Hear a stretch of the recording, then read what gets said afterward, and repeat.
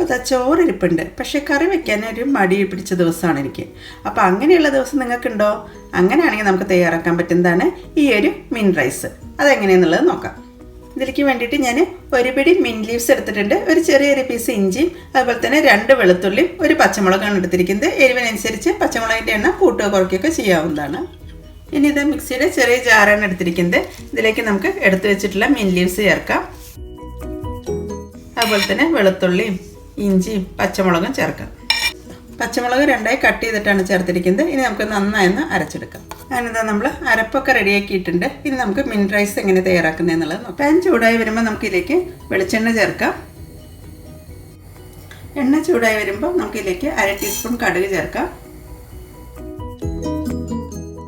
കടുക് പൊട്ടി തുടങ്ങുമ്പോൾ നമുക്കിതിലേക്ക് ജീരകം ഇഷ്ടമുണ്ടെങ്കിൽ അല്പം ജീരകം കൂടി ചേർക്കാം.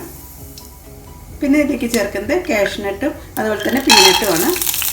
1 ടീസ്പൂൺ കടലപ്പരിപ്പ് കൂടി ചേർക്കുന്നുണ്ട്. എല്ലാം ഒന്ന് ഇളക്കി യോജിപ്പിക്കാം. നന്നായി റോസ്റ്റ് ആവുന്നവരെയാണ് ഇളക്കിയെടുക്കേണ്ടത്. ഇനി ഇതിലേക്ക് 1 തണ്ട് കറിവേപ്പിലയും കൂടി ചേർക്കുന്നുണ്ട്. അതുപോലെ തന്നെ ഒരു പകുതി സവാള കട്ട് ചെയ്ത് ചേർക്കുന്നുണ്ട്. നന്നായി വഴറ്റിയെടുക്കാം. ഒരു വറ്റൽമുളക് കട്ട് ചെയ്തും കൂടി ചേർക്കാം. ഇനി നമുക്കിതിലേക്ക് അരച്ച് വെച്ചിട്ടുള്ള മിൻറ്റ് പേസ്റ്റ് ചേർക്കാം. അല്പം മഞ്ഞൾപ്പൊടി ചേർക്കുന്നുണ്ട്. ചോറ് ഞാൻ ഉപ്പിട്ടിട്ടാണ് വേവിച്ചത്, അതുകൊണ്ട് തന്നെ മസാലയ്ക്ക് ആവശ്യമായിട്ടുള്ള ഉപ്പ് മാത്രം അതിലേക്ക് ചേർക്കുന്നുള്ളൂ. അങ്ങനെ മഞ്ഞൾപ്പൊടി ഉപ്പും മസാലയായിട്ട് നന്നായി മിക്സ് ചെയ്തെടുത്തിട്ടുണ്ട്.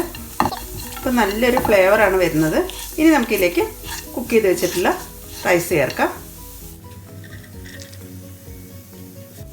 അങ്ങനെ റൈസും ചേർത്ത് നന്നായി മിക്സ് ചെയ്തെടുക്കാം. അപ്പോൾ കുട്ടികൾക്ക് ടിഫിനിലേക്ക് കൊണ്ടുപോയി വിടാനും അതുപോലെ തന്നെ കറി വയ്ക്കാൻ മടിയുള്ള ദിവസങ്ങളിലും, ഇതുപോലെ എനിക്ക് ത്രോട്ട് പെയിനാണ്, അപ്പോൾ ത്രോട്ട് പെയിൻ ഉള്ള സമയത്തും ഒക്കെ കഴിക്കാൻ പറ്റിയിട്ടുള്ളതാണ്. കാരണം നമുക്ക് ഫ്ലേവറൊന്നും അറിയില്ലല്ലോ. അപ്പോൾ ആ ഒരു സമയത്തൊക്കെ കഴിക്കാൻ പറ്റിയിട്ടുള്ള നല്ലൊരു റൈസ് റെസിപ്പിയാണ് മിൻ റൈസ്. ഞാനത് നന്നായി മിക്സാക്കി എടുത്തിട്ടുണ്ട്. ഇനി നമുക്കിതിൻ്റെ ഫ്ലെയിം ഓഫ് ചെയ്യാം.